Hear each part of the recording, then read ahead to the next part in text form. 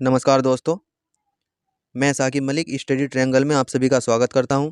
दोस्तों, जैसा कि आप सभी लोग जानते होंगे, एसएससी जीडी 2023 की परीक्षा हाल ही में चल रही है, जिसमें कुछ टॉपिक बार-बार पूछे जा रहे हैं। जैसे कि मैंने पिछली बार भी वीडियो बनाया था महत्वपूर्ण अनुच्छेद से संबंधित, उसमें बार-बार अनुच्छेद के बारे में पूछ रहा है, लेकिन सौरमंडल से भी बार-बार एक प्रश्न या 2 प्रश्न आपकी हर शिफ्ट में पूछा ज़रूर जा रहा है। जैसे कि पीला ग्रह किसे कहते हैं, या सूर्य के सबसे निकट ग्रह कौन-सा है, या लाल ग्रह किसे कहते हैं। इस तरह के प्रश्न आपकी परीक्षाओं में पूछे जा रहे हैं। तो दोस्तों, ये वीडियो आपके लिए बहुत ज़्यादा इंपॉर्टेंट है। अगर आपका भी आने वाला एसएससी जीडी का एग्जाम है तो 100% इस क्लास से आपके 2 प्रश्न पक्के ज़रूर होंगे। तो चलिए स्टार्ट करते हैं।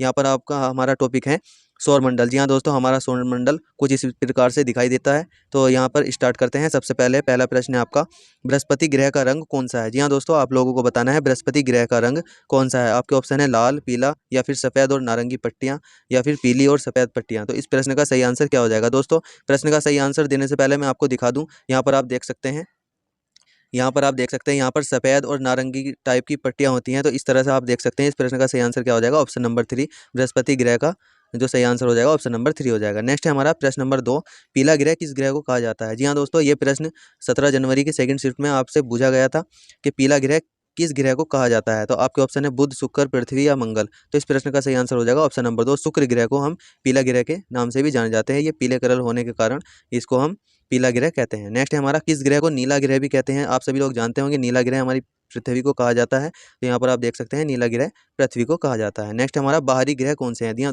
दोस्तों, मैं आपको बता दूं, हमारे सौरमंडल में जो है कुछ ग्रह बाहरी हैं और कुछ आंतरिक ग्रह हैं। वो इस तरह से, क्योंकि मंगल के बाद जो आने वाले ग्रह हैं उनको हम बाहरी ग्रह के नाम से जानते हैं, और मंगल से पहले आने वाले ग्रहों को हम आंतरिक ग्रह बोलते हैं। तो आप यहाँ पर देख सकते हैं, ये हमारा मंगल ग्रह हो जाएगा। इससे बाहर आने वाले ग्रह जो हो जाएंगे, जैसे बृहस्पति, शनि, वरुण, अरुण या फिर प्लेटो, ये सब बाहरी ग्रह हैं। अगर आंतरिक ग्रह की बात करें तो यहाँ पर आप देख सकते हैं मार्स या मंगल, पृथ्वी, शुक्र और बुध, ये हमारे आंतरिक ग्रह हो जाएंगे। तो इस प्रश्न का सही आंसर क्या हो जाएगा। बृहस्पति, शनि, अरुण और वरुण, ये सभी जो हैं बाहरी ग्रह हैं। तो इस प्रश्न का सही आंसर क्या हो जाएगा, सभी जो है सही है। नेक्स्ट है हमारा, लाल ग्रह किस ग्रह को कहा जाता है। जी हाँ दोस्तों, लाल ग्रह की अगर बात करते हैं तो मंगल ग्रह को हम लाल ग्रह के नाम से जानते हैं। इस प्रश्न का सही आंसर हो जाएगा ऑप्शन नंबर 1। नेक्स्ट है हमारा, किस दिन पृथ्वी सूर्य के सबसे निकट होती है। जी हाँ दोस्तों, अगर हम पृथ्वी की बात करें तो पृथ्वी सूर्य के सबसे निकट कब होती है। तो इस प्रश्न का सही आंसर हो जाएगा ऑप्शन नंबर 2, 3 जनवरी को पृथ्वी जो है सूर्य के सबसे अधिक निकट होती है।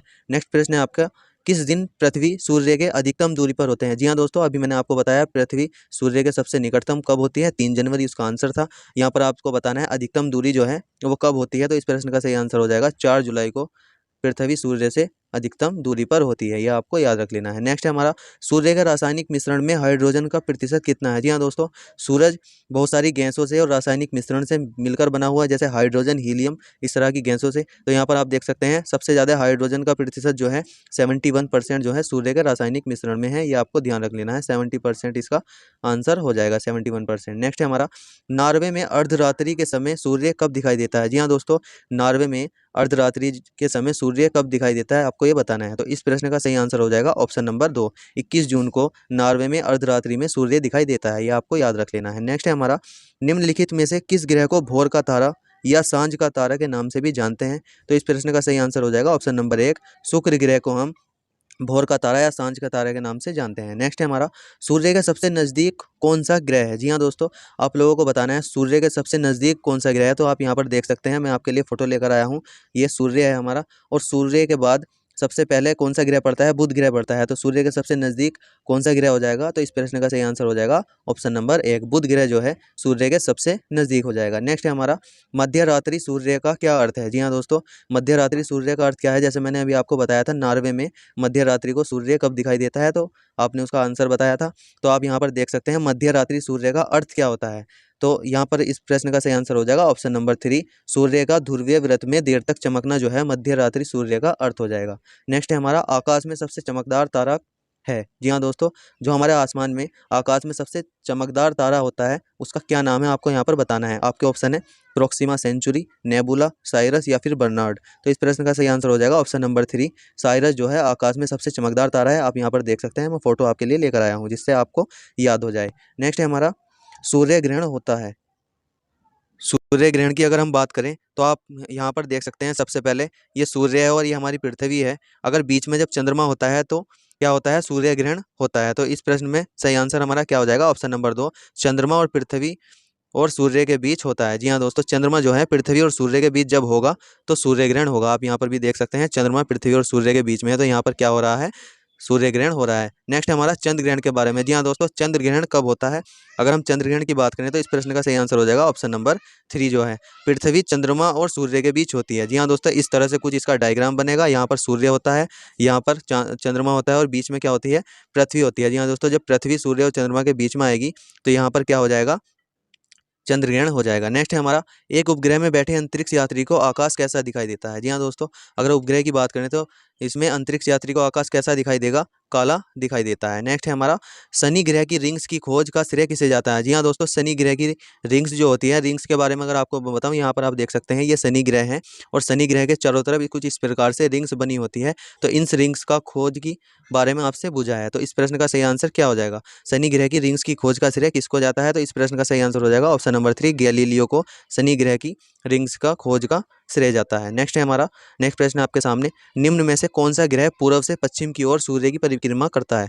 दोस्तों मैं आपको बता दूं, जितने भी हमारे सौरमंडल के ग्रह हैं वे सभी पश्चिम से पूर्व की ओर सूर्य की परिक्रमा करते हैं, लेकिन एक मात्र ऐसा ग्रह है जो कि पूर्व से पश्चिम की ओर सूर्य की परिक्रमा करता है। तो इस प्रश्न का सही आंसर बताइए क्या हो जाएगा। आपके ऑप्शन है बृहस्पति, पृथ्वी, शुक्र या फिर बुध। तो इस प्रश्न का सही आंसर हो जाएगा ऑप्शन नंबर 3, शुक्र जो है सूर्य की परिक्रमा पूर्व से पश्चिम की ओर करता है। नेक्स्ट है हमारा प्रश्न नंबर 19 आपके सामने, सूर्य की बाह्यतम सबसे बाहरी परत को क्या कहते हैं। जी हाँ दोस्तों, जो सूर्य की सबसे बाह्यतम परत है उसको हम क्या कहते हैं। तो इस प्रश्न का सही आंसर हो जाएगा ऑप्शन नंबर 3, कोरोना या किरीट सूर्य की सबसे बाह्यतम परत को हम कहते हैं। नेक्स्ट है हमारा, निम्नलिखित में से किस वैज्ञानिक ने यह सिद्ध किया कि सूर्य के चारों ओर प्रत्येक नक्षत्र का मार्ग दीर्घवृत्ताकार है।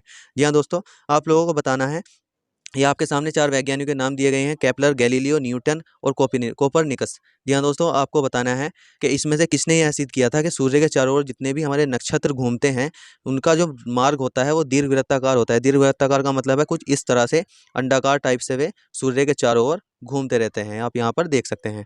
तो इस प्रश्न का सही आंसर हो जाएगा ऑप्शन नंबर ए, केपलर ने यह बताया था। नेक्स्ट है हमारा, दिन और रात क्यों होते हैं। जी हाँ दोस्तों, दिन और रात की बात करते हैं तो आप यहाँ पर देख सकते हैं, आपका ऑप्शन नंबर 1 है, पृथ्वी की कक्षा की आकृति के कारण, पृथ्वी की कक्षा की आकृति के कारण दिन और रात नहीं होते हैं, ये गलत हो जाएगा आपका। परिक्रमण की गति के कारण, अगर हम परिक्रमण की गति की बात करते हैं तो मौसम में परिवर्तन जो है पृथ्वी की परिक्रमण गति के कारण होते हैं, ये प्रश्न भी आपका गलत हो जाएगा। नेक्स्ट है हमारा, घूर्णन की गति के कारण। जी हाँ दोस्तों, जो पृथ्वी अपने अक्ष पर घूर्णन करती है उसके कारण दिन रात होते हैं, ये आपको ध्यान रख लेना है। तो इस प्रश्न का ऑप्शन नंबर 3 सही हो जाएगा। नेक्स्ट है हमारा प्रश्न नंबर 22 आपके सामने, सौर मंडल की खोज किसने की थी। जी हाँ दोस्तों, सौर मंडल की अगर खोज की बात करते हैं तो कोपरनिकस जी ने सौर मंडल की खोज की थी। अगला प्रश्न है, इनमें से कौन सौर परिवार में नहीं होते हैं। जी हाँ दोस्तों, अगर हम सौर परिवार की बात करते हैं तो इनमें से कौन सौर परिवार में नहीं होते हैं। तो इस प्रश्न का सही आंसर हो जाएगा ऑप्शन नंबर डी, तारे जो हैं सौर परिवार में नहीं होते हैं।